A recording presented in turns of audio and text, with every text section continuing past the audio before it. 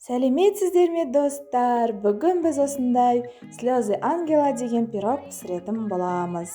Ол үшін бізге 1 жұмыртқа, 200 грамм ерітілген май, 100 грамм қант, 300 грамм ұн, 1 пачка разрыхлитель керек болады. Осы заттардың бәрін араластырып алып, біз жұмсақ қамыр илейміз.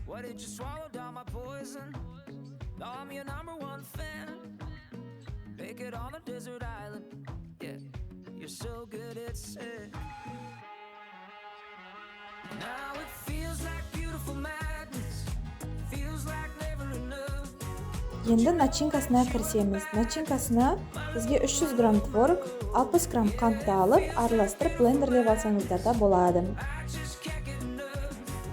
Сосын начинкасы дайын болған соң, жаңағы қамырымызды аламыз да, формамызды алып, оны жайып шығамыз.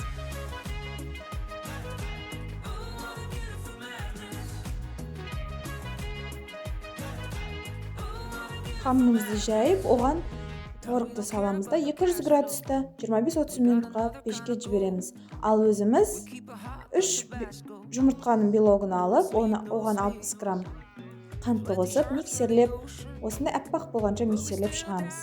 Ал енді 25 минут өткеннен кейін өзіміздің пирогымызды алып шығамыз да пештен, оның үстіне жаңағы белокты үстіп жағып шығамыз. Сосын оны тағы да бір 5-10 минутқа пешке жібереміз. Пирогымызды алып шығамыз да пештен дайын болған соң, оның үстіне осындай зат жауып қоямыз.